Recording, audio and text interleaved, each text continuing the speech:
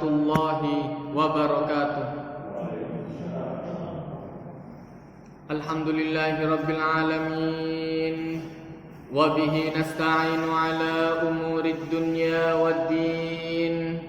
Wassalatu wassalamu ala ashrafil anbiya'i wal mursalin Sayyidina Muhammadin wa ala alihi wa sahbihi wa man tabi'ahum bi ihsanin ila yaumiddin. Subhanaka la ilma lana illa ma 'allamtana innaka antal alimul hakim. Qala Allah ta'ala fi kitabihil karim. A'udzu billahi minasy syaithanir rajim. Bismillahirrahmanirrahim.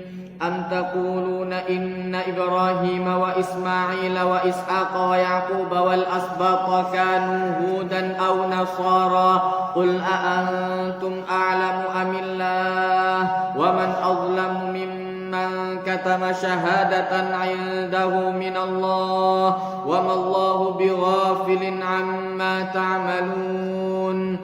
Tilka ummatun qad khalat laha ma kasabat wa lakum ma kasabtum wa la tus'aluna 'amma kanu ya'malun. Shadaqallahul azim. Setelah Allah Subhanahu wa taala mengancam orang-orang Yahudi, Allah taala menjelaskan dalam ayat 139, Allah taala menjelaskan qul atuhajjunana fillahi wa huwa rabbuna wa rabbukum. Diancam oleh Allah taala, apa kalian akan mendebat kami tentang Allah taala? Maka harus pede. Orang punya Tuhan Allah taala itu harus pede. Orang punya agama Islam itu harus pede. Ini kadang-kadang enggak. Maka Allah taala mengajarkan yang pede kalau punya Allah taala, yang percaya diri, sing senang, bangga gitu loh punya Allah taala. Orang Nasoro itu bawa kitab Injil, bangga digowo. Kini kadang-kadang nggo Al-Qur'an isin temannya Allah. Malu loh. Orang itu kadang-kadang ya Allah, punya Allah taala itu malu. Orang punya berhala saja, orang punya berhala itu bangga dengan berhalanya. Maka ketika perang Uhud, maka orang-orang kafir itu datang ke hadapan Rasulullah. Kata mereka, ya Muhammad, 1 hari kemenangan untuk Anda, 1 hari kemenangan untuk kita. Maka mereka mengatakan, ya Muhammad, kami punya Tuhan yang bernama Lata Uzza Manat. Jawaban kata Rasulullah, jangan diam toh, isin enggak ngomong menang. Bapak no masih dia menang, walaupun dia menang kita jangan sampai kalah dalam debat. Kata Rasulullah, yang pede kalau punya Allah taala, katakan Allah taala, sesungguhnya kita punya Allah taala, huwa maulana, dia yang akan melindungi kami. Dan wala maulalakum, dan tidak ada yang akan melindungi kalian. Patung digogowo, di patung bangga gak karu-karuan. Kita itu punya Allah taala. Nah, maka Allah taala mengajarkan yang bangga kalau punya Allah taala. Maka katakan kalau seandainya ada orang Yahudi nantang, katakan kepada mereka, qul atuhajjunana fillah. Apa Anda mau mendebat kami tentang ketuhanan Allah taala? Wa huwa rabbuna wa rabbukum. Sedang Allah taala itu Rabb yang menciptakan, Rabb yang menjaga, Rabb yang melindungi, Rabb yang menjamin segala sesuatunya. Mulai dari diciptakan oleh Allah taala terus dilepas Anda, ditumbuhkan oleh Allah taala, dijaga, dipelihara, dijamin rizkinya sama Allah taala semua. Nah, maka Allah taala mengajarkan jangan sampai kalah. Orang kemudian punya Tuhan Allah taala takut wedi. Izin ya Allah. Kelihatan sama orang kafir, hartanya banyak, enggak usah takut. Maka Allah taala mengajarkan fala tu'jibuka amwaluhum wala auladum. Jangan sampai Anda kaget. Biasa. Wong Nasoro bangga, anakku dadi kok ngene, belajar iki sampai dadi insinyur, kuwi terus segala macam. Bapak no. Biarkan saja. Generasi Islam pasti ada yang terbaik. Generasi Islam ini pasti ada yang terbaik. Cuma kadang-kadang kita itu kurang bisa memanfaatkan potensi. Arek pinter ya Allah. Ini banyak terjadi di sini. Akeh nang kene. Jamaah-jamaah ampel ku asline pinter-pinter. Tapi ya sampai SMA wis mandek wisanan. Mari jaga toko ya Allah. Kok nanggung nek ape pinter mesisan ngono lho. Pinter mesisan. Jadi saya di kampus itu kan ini pengalaman orang-orang di kampus itu jarang ketemu sing pinter-pinter. Nang ndi sing arek-arek pinter sing pas aku SD arek pinter, SMP arek pinter. Nang ndi kok ndak tutuk SMA, kok ndak tutuk kuliahan kabeh. Lu sakjane wong Islam iki wakil. Sebetulnya kita itu kalau memanfaatkan potensi banyak di antara kita yang pinter-pinter. Lu teman saya itu yang pinter matematika, Masya Allah, pinter. Itu kesayangannya guru matematika itu. Jos nek ngitung matematika, nanti hitung-hitungan tangannya ini begitu keluar langsung ngerti deh. Sampai guru nih kadang-kadang kalah cepat ngitungnya BDI. Sampai guru nih kalah cepat ngitungnya BDI. Semari sampai tutup SMA mandek, gak lanjut. Terus tadi apa? Ndak tadi guru bisa kok nanggung tak wara kok nopo malah tadi guru, ndak bayarane guru murah. Mending tadi kuli, bayarane kuli ya. Wis iku mau, makane wong kadang-kadang repotnya itu ada di sana. Guru iku ngajari nak belajar sing pinter, kon nek pinter, kon nek ndak pinter kok dadi kuli sedina iku 150. Guru bangak bendino 350. Kuli satu hari 150. Kowe tukang ya. Tukang sedina 150. Cari tukang iso apa sing goblok saiki guru. Ya Allah. Ya sing males repote dadi guru iki ngono iku mau. Guru bangak bendino iku 350 sak wulan. Kuli satu hari itu 150. Larung dino wis 3 dino wis kalah bayarane guru salah. Kuli ya Allah. Wis iki repotnya itu ada di sana. Nah, ini problemnya orang Islam itu ada di sana. Kadang-kadang kita itu kurang menghargai ilmu. Nek ambek tukang ndak mau bayar. Gawe tuku iki bayar. Tapi nek ambek didik anak medite tak karu-karuan. Allahu Akbar. Sekolahan iku didik utang sampai 5 wulan. Dadi bayar. Mangan opo gurune? Ya Allah. Kan kirane guru iku dibayar ambek sulapan. Kadang-kadang ngomong medite gak karu-karuan. Kayak didik anak itu ya Allah ndak mau.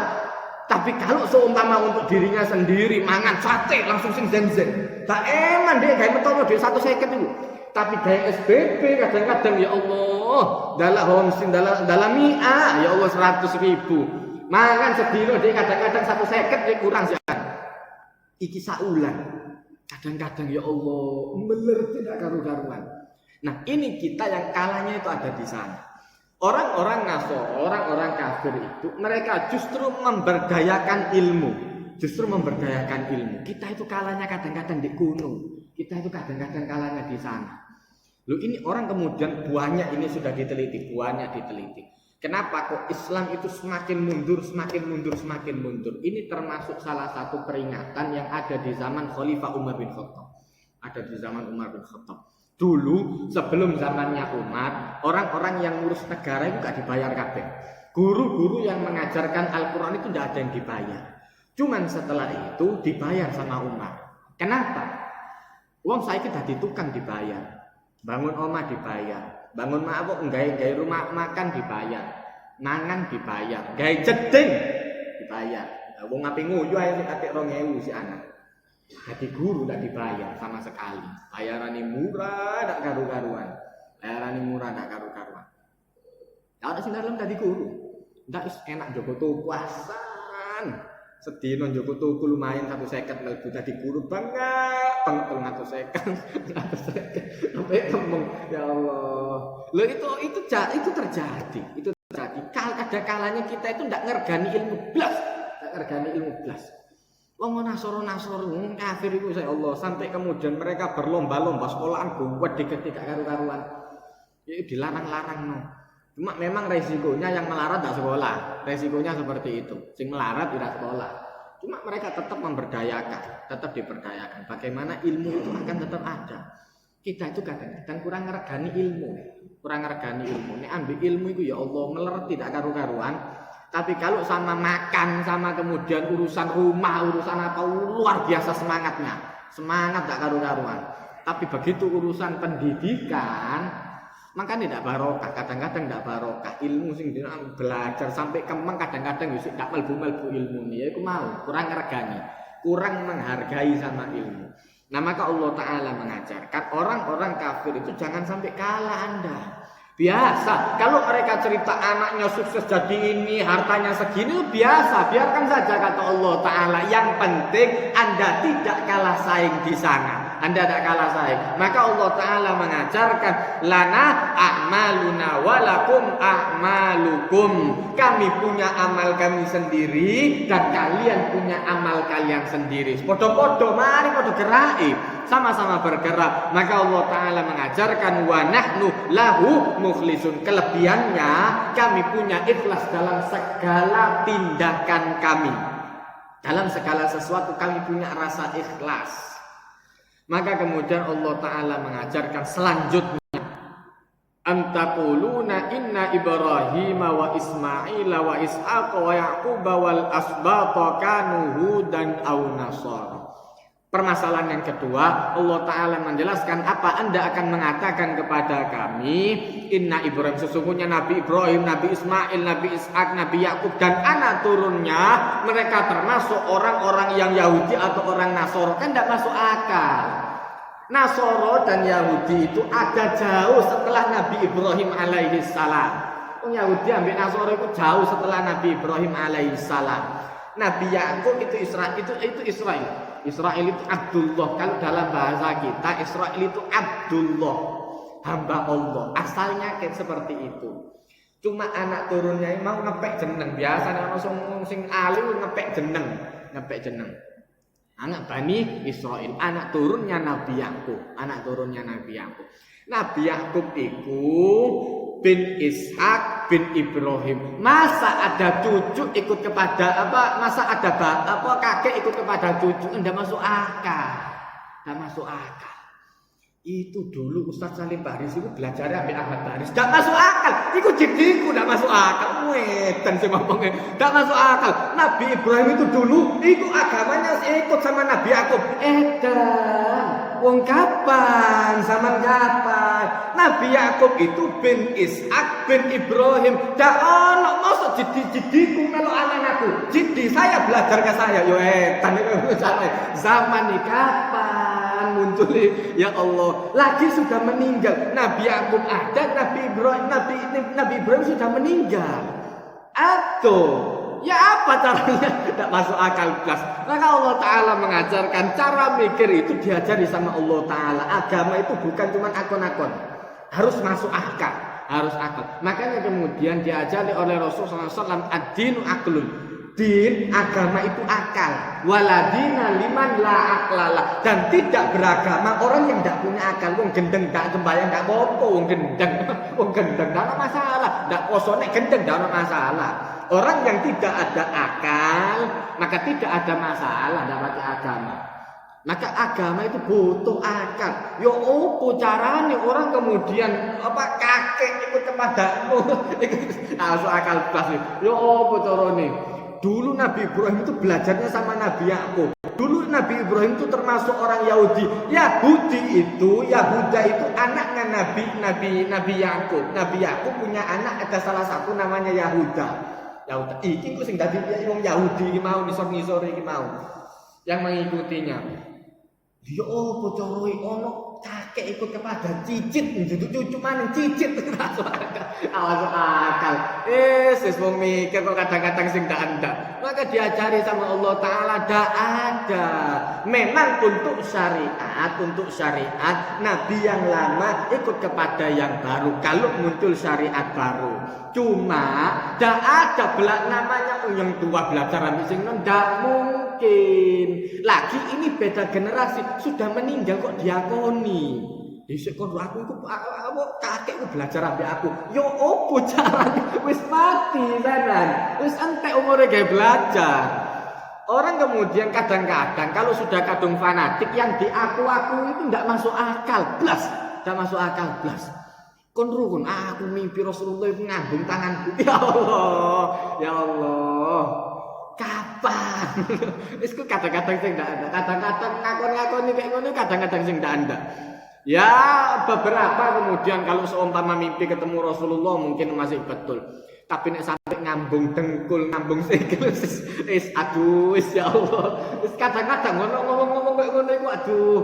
ngeluh sing ngrungokno. Yang dengarkan itu ya Allah, ngomongnya model Rasul ini.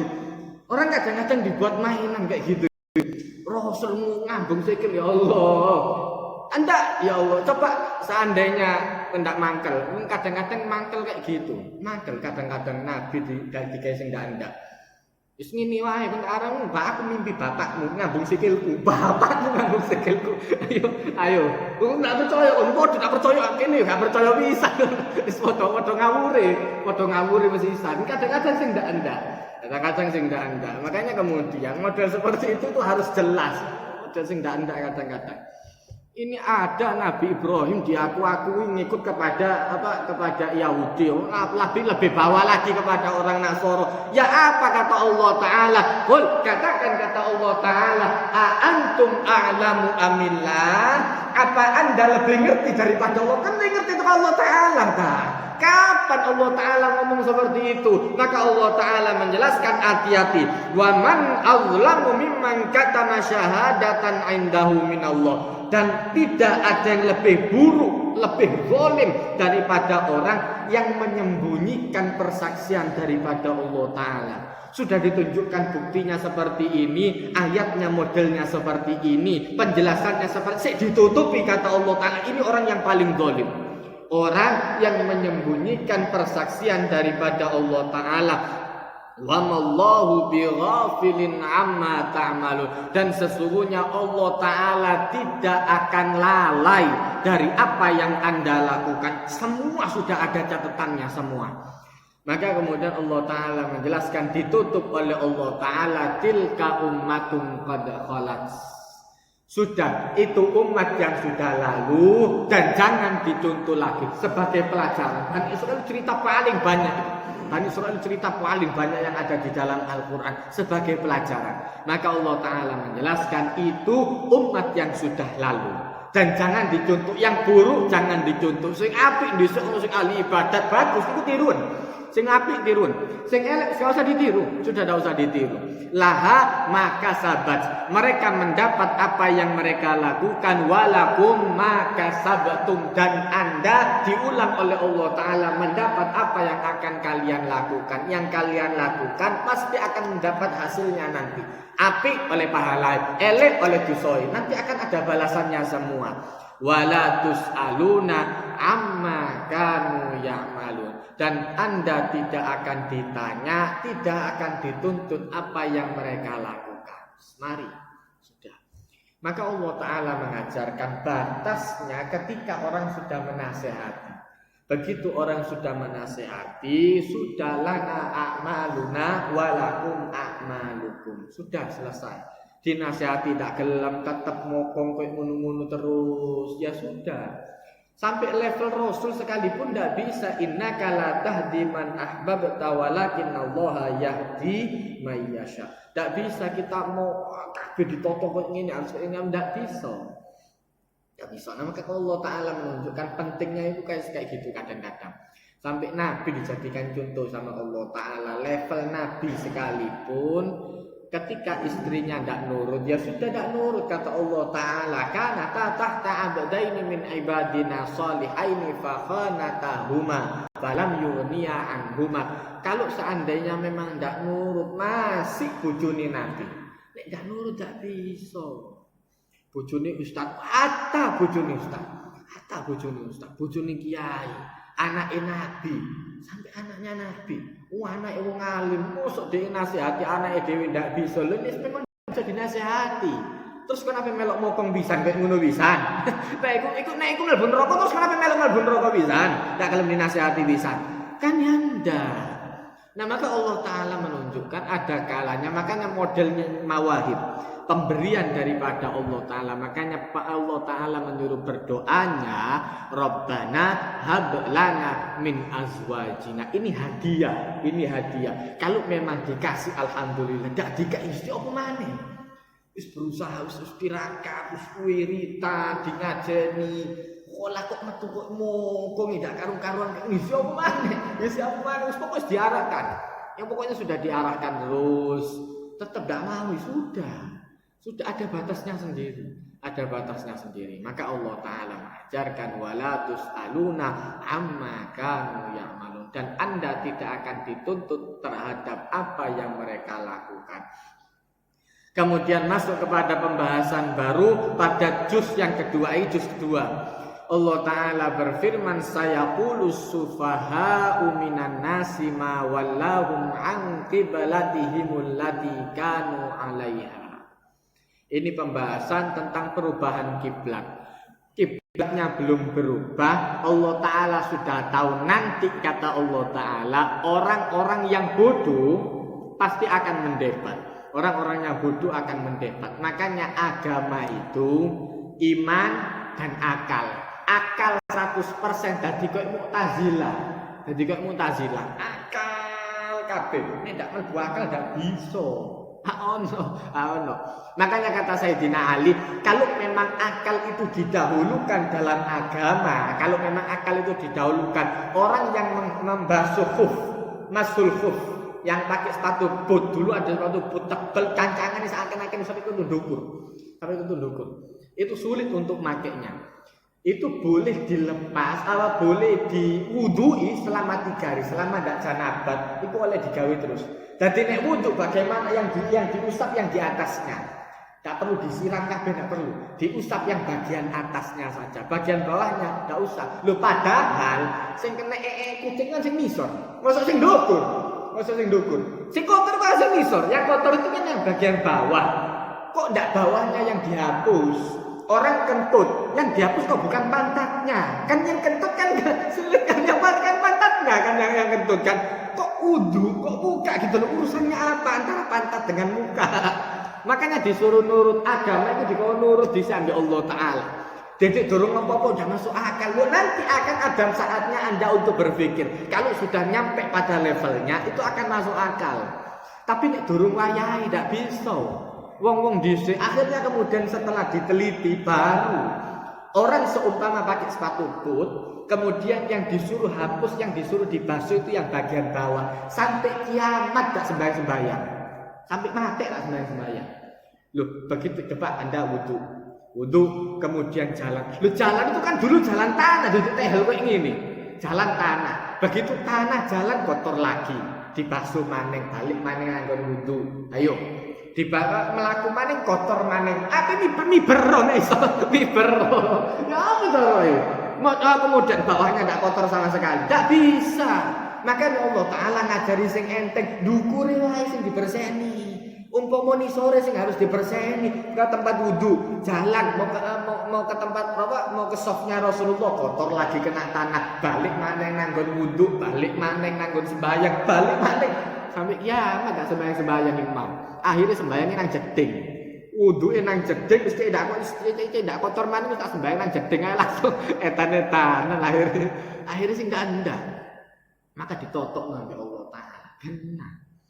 Nah maka Allah Ta'ala mengajarkan ini dalam segala sesuatu itu ada yang kemudian bisa diakalkan, tapi nanti ada saatnya. Orang kemudian kentut. Kenapa yang dibasuh yang muka? Loh, Allah Ta'ala itu sebetulnya sudah memperbolehkan ada dari 3 angin, hanya 1 angin yang disuruh wudu sama Allah Ta'ala. Angin dari mulut, dari hidung, dan dari belakang. Loh, loro iki tidak dikon wudu ambil Allah Ta'ala. Kalau ini keluar, Anda bernapas tidak disuruh wudu sama Allah Ta'ala. Anda kemudian napas pakai mulut juga tidak disuruh wudu sama Allah Ta'ala. Adapun yang dari bawah memang kotor. Dan kalau itu keluar, pasti akan ada efek ke dalam tubuh itu sampai diteliti loh. Wong maringan itu biasanya lega. Yes. Nah, itu kalau seumpama kemudian dibiarkan ngedon seperti itu, lama-lama semangat itu bisa turun. Wah, ya Allah. Mari lungguh deh, leye. Leye itu tadi itu makanya kemudian setelah orang kemudian mengeluarkan hajat itu tadi, itu kemudian ada sistem dari tubuh yang menurun. Nah menurun ini tadi disemangatkan lagi dengan apa? Wudu. Makanya mari ngentut dikon wudu, disuruh wudu baru bisa sholat. Dinaikkan dulu semangat untuk ibadah itu diunggahno dhisik. Ndak maringan tuh langsung dibablas nabi seje dan ndak bakal tenang. Memang dikongkon ngono ambek Allah Taala ndak bakal tenang. Mari sembahyang tengah-tengah sembahyang entuk diterus nabi ndak tenang. Pikirannya ndak tenang. Ya Allah sembahyang mana mari ngene iki aduh. Tak tenang. Allah Ta'ala tahu, Allah Ta'ala itu tahu, bukan tidak tahu. Nah maka sebelum terjadi perpindahan kiblat, Allah Ta'ala sudah tahu. Nanti akan ada orang yang bodoh yang mendebat, kata Allah Ta'ala. Saya kulus sufaha. Nanti akan ada orang yang jahil, orang yang bodoh mendebat Anda, mawallahum an qiblatihim allati kanu 'alaiha. Apa yang menjadikan kiblat dipindah-pindah? Allah Ta'ala pelin-pelan. Loh, habis menghadap ke Baitul Maqdis kok menghadap ke arah kiblat, ke arah Ka'bah. Ini pelin-pelan. Berarti Allah Ta'ala itu ngawur. Kiblat mari nang kono terus dipindah nang kono maning. Kok nek mute ndak enak dipindah maning nang kono maning. Oh dikira Allah Ta'ala gerambiang ambek DE. Biarkan kata Allah Ta'ala, biasa. Orang yang mulutnya kotor seperti itu biasa. Akan selalu ada.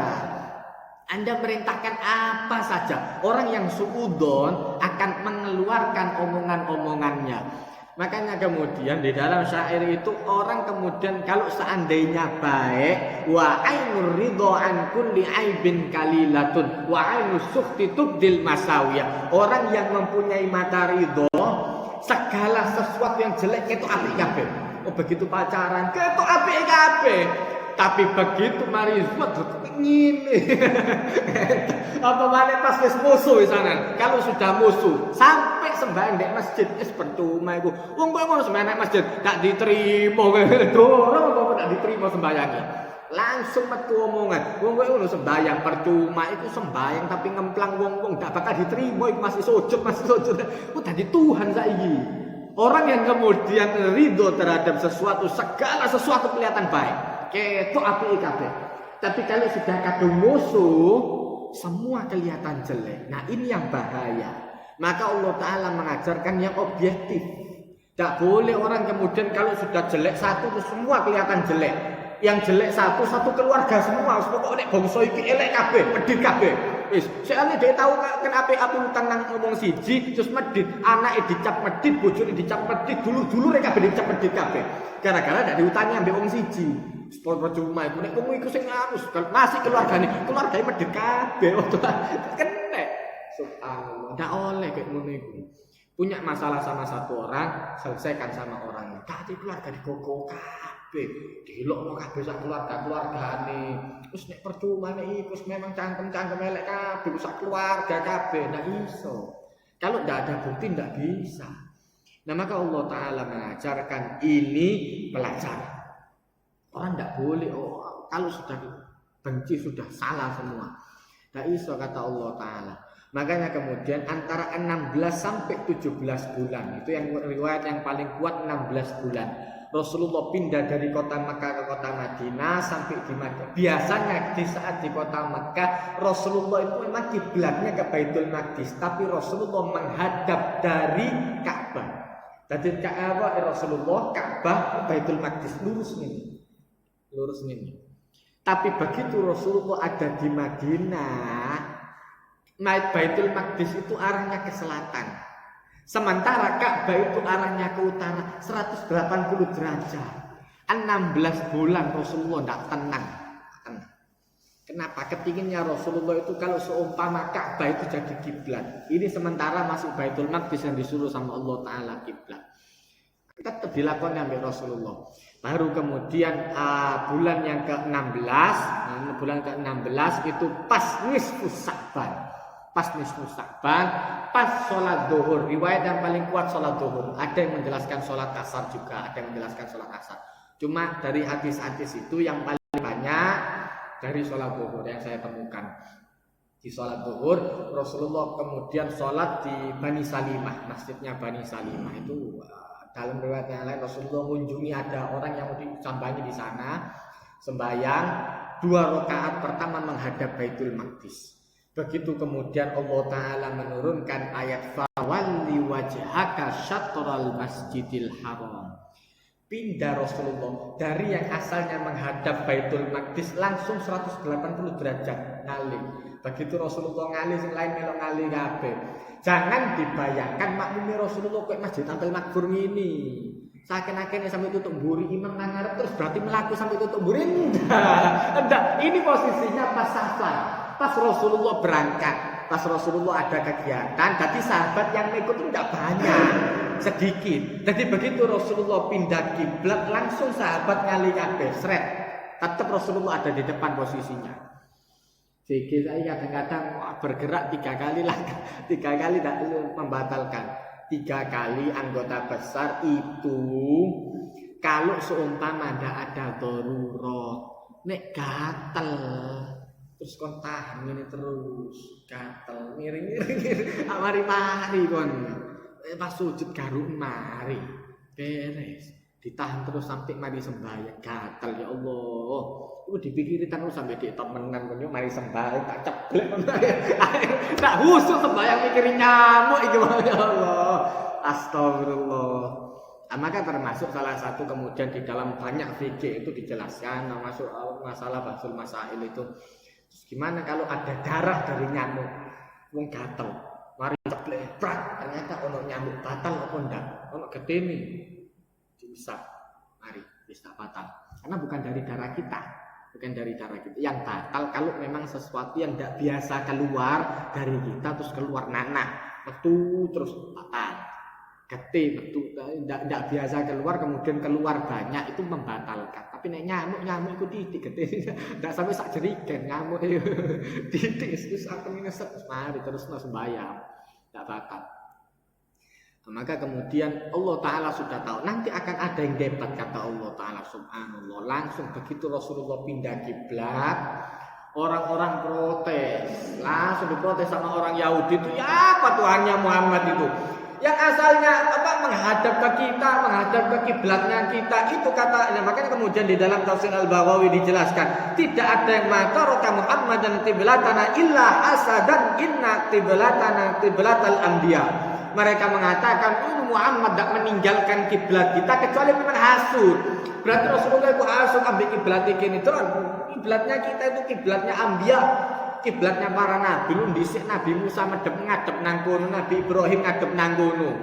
Nabi Ismail ngadep Nabi Ishak ngadep ke Baitul Maqdis sampai Nabi Sulaiman nggenakno Baitul Maqdis. Iki iri. Nabi Muhammad ini iri, dikariri ambek dhek dan urusane.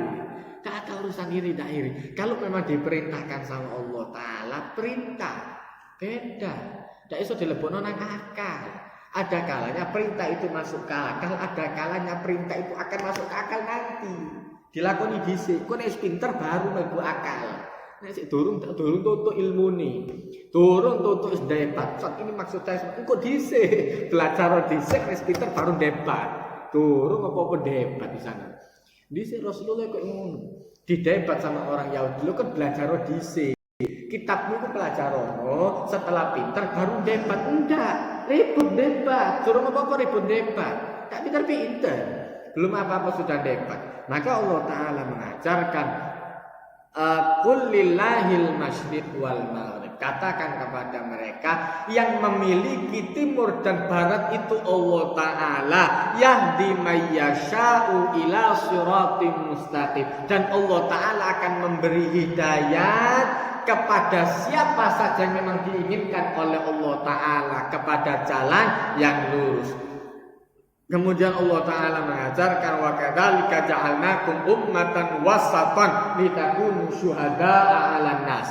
Dan demikian kata Allah Ta'ala kami jadikan kalian ummatan wasatan yang ada di tengah-tengah. Kita itu ada di tengah-tengah. Jadi sebagai penengah mereka. Kalau kita sing paling benar gini. Jadi kita itu dijadikan ada di tengah. Makanya kemudian di dalam syair itu dijelaskan khairul umuri awsatu, sebaik-baik urusan yang paling sing genah. Kemudian salah satu dalilnya kemudian juga Allah Ta'ala mengajarkan kalau seandainya Anda sedekah, kalau seandainya ada sedekah, jangan terlalu los dan jangan terlalu medit. Ini untuk orang awam. Untuk orang awam. Untuk orang awam nek sedekah ojo terlalu los dan ojo terlalu pelara, ojo terlalu medit. Ada kalanya orang terlalu los kok Allah Ta'ala dhewe sing disalahkan. Nanti Allah Ta'ala Dari ini wong sedekah 10.000 diganteni dadi 100.000 gremeng. Dadi mari sembahyang nang mari sedekah nang masjid iku dari kangen ganteni santai seminggu kok dari kangen ganteni. Iki ndak yo lho iki seminggu iki. Jare diganteni ambek Allah taala. Engko kapan ku? Akhirnya Allah taala sing disalahno. Jangan terlalu los dan jangan terlalu medit, tengah-tengah. Maka kemudian Allah Ta'ala mengajarkan Anda itu dijadikan oleh Allah Ta'ala bangsa yang adil. Harus. Makanya kalau seandainya mau memutuskan hukum, fahkum bainahum bima anzalallah. Putuskan hukum dengan apa yang telah ditetapkan oleh Allah Ta'ala. Karena itu yang paling adil. Makanya kemudian kata orang-orang Yahudi, walaqad alimna Muhammadun anna adlun bainanas. Kata mereka, dan Muhammad itu sudah tahu bahwa kita ini adalah umat yang paling adil di antara semua manusia. Maka Allah Ta'ala menurunkan ayat lanjutannya, wa kadzalika ja'alnakum ummatan wasata, lanjutannya. Dan demikian kata Allah Ta'ala, kami jadikan kalian itu umat yang wasata, yang paling adil. Jadi ini orang sendiri enggak ngaku luwih adil, ini paling tepat. Dan gini loh, agama itu bukan aku-akuan, jadi bukan akon-akonan, tapi harus ada bukti. Toh terbukti. Bukti hukum Islam itu paling adil, subhanallah. Dan itu kemudian terjadi. Orang kemudian memprotes adanya hukum waris, hukum kisos, apa segala macam diprotes, tidak sesuai dengan apa. Itu coba aneh. Umpama kemudian tidak dibagi secara waris, dibagi harta gono gini, jadi wong dibagi harta gono gini. Sing mantan istri bisa dapat banyak luar biasa, kemudian pokoknya orang-orang yang menuntut itu bisa dapat. Kalau memang tidak pas, tidak iso, tidak kena. Coba umpama kini sing kerja soro-soro, memang itu mantan istri yang tidak nurut, dan itu tidak nurut. Kini kerja untuk menghidupi istri yang sekarang dan anak-anak. Terus kono nuntut, harta kono gini apa segala macam dibagi kabeh, dibagi rata. Kita itu kerja untuk siapa? Umpama sing mati iku urip maneh, iku ndak rido tak takei. Loh, kita itu kemudian ada prinsip keadilan. Allah Ta'ala membagi seadil-adilnya. Jadi kemudian ngawur-ngawur hukum Islam itu ndak ada. Dan itu mesti dibagi sama Allah Ta'ala. Makanya kemudian pentingnya anak angkat itu ditulis statusnya sebagai anak angkat, anakku dewi, terus oleh warisan. Nggak disini, nanti dulu. Itu bisa dapat hibah, bisa dapat kemudian wasiat, tapi didik warisan, anak angkat. Bedo statusnya sama anak kandung. Wah, anak kandung jatai anak angkat luwe akeh teko anak kandung, protes sing anak kandung. Lah kok anak iso?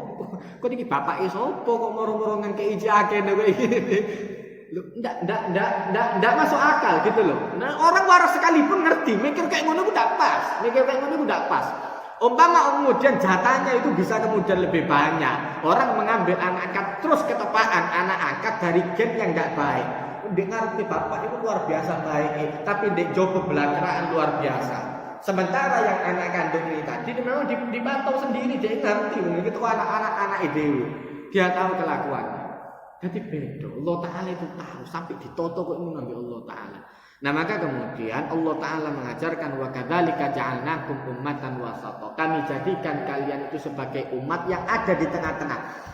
Hukum Allah Ta'ala sudah pasti paling adil. Litakunu syuhada'a 'alan nas, agar kalian menjadi saksi di antara semua manusia. Nanti saksinya kita. Kiamat dibangkitkan kita untuk menjadi saksi bagi seluruh manusia, kata Rasulullah SAW. Maka kemudian pernah terjadi Rasulullah nyambangi orang meninggal dunia. Kata sahabat, ya Rasulullah, ini orang baik. Anda yang bilang, kata Rasulullah, iya ya Rasulullah. Antum taquluna bidzalik. Iya ya Rasul. Anda yang ngomong seperti iya ya Rasulullah, kami tahu. Adapun apa yang selebihnya kami tidak tahu. Allah Ta'ala yang lebih tahu. Adapun apa selebihnya Allah Ta'ala yang lebih tahu. Maka kata Rasulullah wajabat. Orang ketiga datang, jenazah ketiga datang. Begitu jenazah ketiga kata sahabat, ya Rasulullah, ini orang rusak. Rasulullah, Anda tanggung jawab sama omongan Anda. Iya ya Rasulullah, wajabat dia akan mendapatkan. Sampai sing telu. Maka sahabat tanya, Umar tanya, ya Rasulullah, orang yang pertama baik Anda bilang wajabat, orang yang kedua baik Anda bilang wajabat, yang ketiga orang rusak Anda bilang wajabat. Wajabat apa? Orang yang baik wajabat lahul jannah. Orang yang baik pasti akan mendapatkan surganya. Orang yang rusak pasti akan mendapatkan nerakanya. Semua enteng. Maka Allah Ta'ala mengajarkan litakunu syuhada ala nasi wa yakuna rasula alaikum syahida, dan wa yakuna rasula alaikum syahida, dan nanti Rasul akan menjadi saksi di antara kita semua. Wa ma ja'alna al-qiblata allati kunta 'alaiha illa lina'lama may yattabi'ur rasula mimman yanqalibu 'ala aqibai. Dan kami tidak mengadakan perpindahan ini kecuali agar Anda tahu mana orang yang imannya baik dan mana orang yang imannya yang tidak baik. Wa in kanat lakabiratan illa 'alal ladzina hadallah. Dan itu akan menjadi sulit kecuali orang yang memang dikasih hidayah oleh Allah Ta'ala. Nerima yang kayak gitu itu tidak mudah. Makanya zaman sahabat itu luar biasa orang suruh beriman. Wa ma kana Allahu liyudhi'a imanakum. Dan sesungguhnya Allah Ta'ala tidak menghilangkan iman kalian. Innallaha binnasi la raufur rahim. Sesungguhnya Allah Ta'ala terhadap seluruh manusia la rauf, santun luar biasa. Allah Ta'ala itu kasihan betul kepada hambanya, rahim dan maha penyayang kepada hambanya. Barakallahu li wa lakum fil Qur'anil azim, wa nafa'ani wa iyyakum bima fihi minal ayati wa dzikril hakim, wa taqabbala minni wa minkum tilawatahu innahu wal ghafurur rahim. Allahumma arhamna bil Qur'an waj'al lana imama wa nura wa huda wa rahmah. Allahumma dzakkirna minhu ma nasina wa 'allimna minhu ma jahilna warzuqna tilawatahu ana al-laili wa atrafan nahar waj'alhu lana hujjatan ya rabbal alamin. Rabbana atina fid dunya hasanah wa fil akhirati hasanah wa qina adzabannar wa adkhilna jannata ma'al abrari aziz ya Ghaffar rabbil alamin. Wa sallallahu alaihi wa sallam nabiyil ummi wa ala alihi wa sahbihi wasallam walhamdulillahi rabbil alamin. Wassalamualaikum warahmatullahi wabarakatuh.